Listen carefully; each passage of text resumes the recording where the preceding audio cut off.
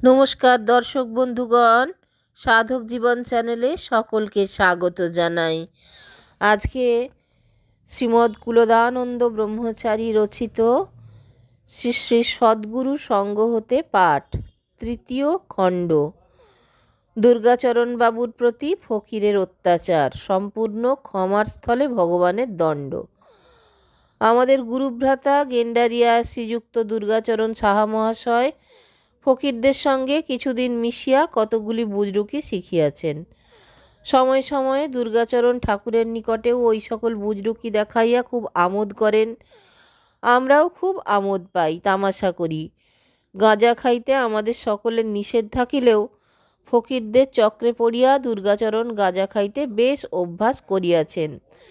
শ্যামাকান্ত পণ্ডিত মহাশয় একদিন দুর্গাচরণকে বলিলেন, দুর্গাচরণ, গাঁজাটা কেন খাও? দুর্গাচরণ একটু গম্ভীরভাবে মাথা নাড়িতে নাড়িতে বলিলেন, আপনারা সাধারণত যেসব স্থলে বিচরণ করিতেছেন তাহা হইতে একটু উপরে উঠিতে হইলেই গাঁজা একটু দম দিয়া নিতে হয়। গাঁজা খাইলেও দুর্গাচরণ অতিশয় বিনীত ও নিরীহ প্রকৃতির ভালো মানুষ। গেন্ডারিয়ায় একটি প্রভাবশালী ফকিরকে দুর্গাচরণ প্রত্যহ 2-4 পয়সার গাঁজা দিয়া থাকেন। দিন 2 হইল দুর্গাচরণের হাতে পয়সা না থাকায় তিনি নির্দিষ্ট সময় ফকির সাহেবকে গাঁজা দিতে পারেন নাই। তাই একটু ভীত হইয়া আশ্রমে আসিয়া আমতলায় ঠাকুরের নিকট চুপ করিয়া বসিয়া রহিলেন। ফকির সাহেব সামনে গাঁজা না পাইয়া দুর্গাচরণকে তালাশ করিতে করিতে অপরাহ্নে আশ্রমে আসিয়া উপস্থিত হইলেন এবং ঠাকুরের নিকট দুর্গাচরণকে চুপ করিয়া বসিয়া থাকিতে দেখিয়া ক্রোধে অগ্নিমূর্তি হইয়া পড়িলেন। হাতে একখানা বেত ছিল, তাহা দ্বারা অতি নিষ্ঠুরের ন্যায় সজোরে দুর্গাচরণের পৃষ্ঠে আঘাত করিতে করিতে বলিতে লাগিলেন, আরে সালা गुरु का सामने आए के बैठा है, तुमको मारने से तेरा गुरु हमारा क्या करेगा। দুর্গাচরণ ইচ্ছা করিলে অনায়াসে ফকির সাহেবকে টুকরো টুকরো করে ফেলতে পারতেন, কিন্তু কোনো প্রকার চঞ্চলতা প্রকাশ না করিয়া মার খাইয়া ঠাকুরের মুখপানে চাহিয়া কান্দিতে লাগিলেন। ঠাকুর 2-1 মাত্র ফকিরের দিকে তাকাইয়া স্থির হইয়া রহিলেন। ফকির সাহেবও খুব দম্বের সহিত হাতের বেত ঘুরাইতে ঘুরাইতে আশ্রম হইতে বাহির হইয়া পশ্চিম দিকে চলিয়া গেলেন। ঠাকুর কিছুক্ষণ স্থির হইয়া থাকিয়া দুর্গাচরণকে বলিলেন, দুর্গাচরণ, ফকির সাহেব অন্যায় রূপে তোমাকে এত প্রহার করলেন আর তুমি চুপ করে রইলে, একবার কিছু বললেও না। দুর্গাচরণ বলিলেন, প্রভু, আপনার সাক্ষাতে আমি কিরূপে উহাকে বলবো? আমি তো ঠাকুরেরই ওপর সব ছেড়ে দিয়েছিলাম। ঠাকুর বলিলেন, আহা, ওরূপ করতে নাই।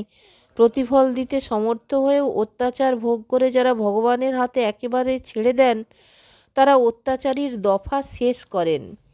আশ্রম হতে বাহির হয়েই ফকির সাহেব কি বিষম বিপদে পড়েছেন অনুসন্ধান নিলেই সমস্ত জানতে পারবে।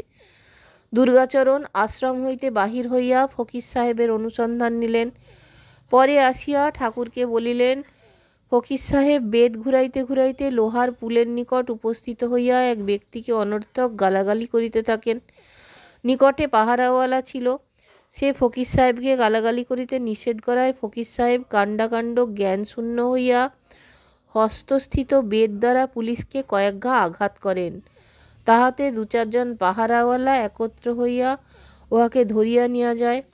আজ শুনিলাম ফকির সাহেব পাগল হইয়াছেন, অনুমানে তাহাকে ওই দিন পাগলাগারদে দেওয়া হয়। জেলের দারোগা এবং ডাক্তারের নিকট নিত হইলে ফকির সাহেব নানা প্রকার অশ্লীল ভাষায় তাহাদিগকে গালি দেন। এই অপরাধে সেই দিন হইতে তাহার উপর প্রত্যহ সকালে ও বিকালে 5-5টি করিয়া 10 ঘা বেতের আদেশ হইয়াছে। প্রতিদিন ফকির সাহেব বেত্রাঘাত ভোগ করিতেছেন। ঠাকুর এই সংবাদ পাইয়া অত্যন্ত দুঃখিত হইলেন এবং ফকির সাহেবের মুক্তির জন্য কয়েকটি ভদ্রলোককে চেষ্টা করিতে অনুরোধ করিলেন।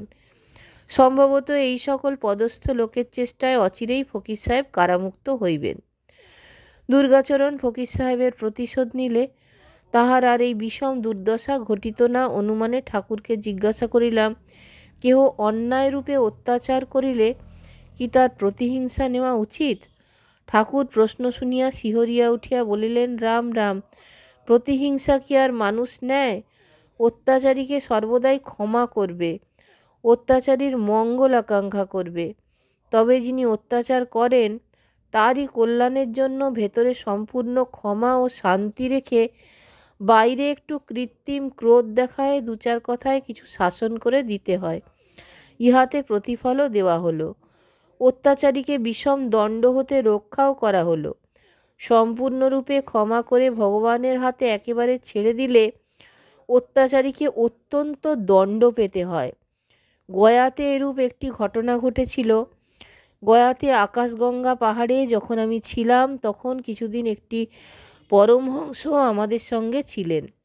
একদিন পরমহংসের একটি শিষ্য একাদশীতে নিরম্বু উপবাস করে দ্বাদশীর দিনে সকালে উঠে ফল্গুতে গিয়ে স্নান করেন। বিষ্ণুপাদ দর্শন করে একটু বিলম্ব হলো। সঙ্গে তিনি একটি গোপাল ঠাকুর সর্বদাই রাখতেন। দ্বাদশীর পারণের সময় অতীত হয়ে যেতেছে দেখে ব্যস্ত হয়ে পড়লেন এবং তাড়াতাড়ি একটি ময়রার দোকানে উপস্থিত হয়ে দোকানদারকে বললেন, পারণের সময় চলে যেতেছে, আমাকে একটু মিষ্টি দাও, গোপাল ঠাকুরকে ভোগ চড়ায় আমি একটু জল খাবো। দোকানদার তার কথায় কর্ণপাতই করল না। সাধু তিন চারবার চেয়েও হ্যাঁ না কোনো উত্তর না পেয়ে ব্যস্ত হয়ে একখণ্ড বাতাসা নিতে যেমন হাত বাড়ালেন, অমনি দোকানদার ও তার ছেলে দোকান থেকে লাফায়ে রাস্তায় পড়ে সাধুকে ধরে দারুণ প্রহার করতে লাগলো। পূর্বদিন নিরম্বু উপবাস করে সাধু কাতর ছিলেন, তার ওপর এইরূপ প্রহার একেবারে পড়ে গেলেন। রাস্তার লোকেরা বহু চেষ্টায় সাধুকে ছাড়াই দিলেন। সাধু দোকানদারের একটি কথাও না বলে ঊর্ধ্বদিকে দৃষ্টি করে একটু হেসে নমস্কার করে বললেন, ভালারে দয়াল গুরুজি তেরা লীলা। এইমাত্র বলে সাধুটি পাহাড়ের দিকে চলে গেলেন। পরমহংসজি পাহাড়ে একটি চটানের ওপর স্থিরভাবে বসেছিলেন। হঠাৎ চমকে উঠলেন এবং চটান হতে লাফায়ে নিচে পড়ে খুব দ্রুত বেগে গোদাবরী নামক রাস্তার দিকে ছুটে চললেন। রাস্তার ধারে শিষ্যকে দেখে পরমহংসজি বললেন, কারে বাচ্চা কা কিয়া? শিষ্য বললেন, মাই তো কুছ নেহি কিয়া গুরুজি। পরমহংসজি বললেন, বহুত কিয়া, বড়া বুরা কাম কিয়া, राम जी का ऊपर बिल्कुल छोड़ दिया, आके देखो राम जी उसका कैसा हाल किया। এই বলে শিষ্যটি নিয়ে পরমহংসজি ময়রা দোকানের ধারে যেয়ে উপস্থিত হলেন। দেখলেন ময়রার সর্বনাশ হয়েছে। সাধুকে মেরে ময়রার ছেলে জ্বালানি কাঠ আনতে যেমনই কাঠের ঘরে ঢুকেছিল অমনি একটি কেউটে সাপ উহাকে দংশন করে। ময়রা ঘি জাল দিতেছিল, সর্পাঘাতে ছেলে মূর্ছিত হয়ে পড়েছে। শুনেই উনানের ওপর ঘি রেখে দৌড়ে গিয়ে ছেলেকে ধরল আর টানাটানি করে ছেলেকে রাস্তায় এনে ফেলল। এদিকে উনুনের ঘি জ্বলে ময়রার ঘরের চালা ধরল। পরমহংসজি যে দেখলেন রাস্তায় ছেলেটি মরার মতো পড়ে আছে, ঘরগুলি হু হু করে জ্বলে যেতেছে, রাস্তার লোক দাঁড়িয়ে হাহাকার করছে। বিষম ব্যাপার। পরমহংসজি শিষ্যকে সঙ্গে নিয়ে পাহাড়ে এলেন। শিষ্যকে খুব গাল দিয়ে বলতে লাগলেন, বিনা অপরাধে কেহ অত্যাচার করলে ক্রোধ না হলেও মুখে অন্তত একটা গালি দিয়ে আসতে হয়। মানুষের সামান্য প্রতিফল দিলে অত্যাচারী রক্ষা পায়। রামজির ওপর সমস্ত ভার ছেড়ে দিলে রামজি গুরুতর শাস্তি দেন। ভগবানের দণ্ড বড়ই বিষম। দর্শক বন্ধুগণ, যদি ভালো লাগে তাহলে অবশ্যই চ্যানেলটা একটা লাইক শেয়ার সাবস্ক্রাইব করার অনুরোধ রইল। সকলকে অজস্র ধন্যবাদ আমার চ্যানেলে এসে আপনাদের মূল্যবান সময় দেবার জন্য। শীঘ্রই ফিরে আসছি পরবর্তী পর্বে।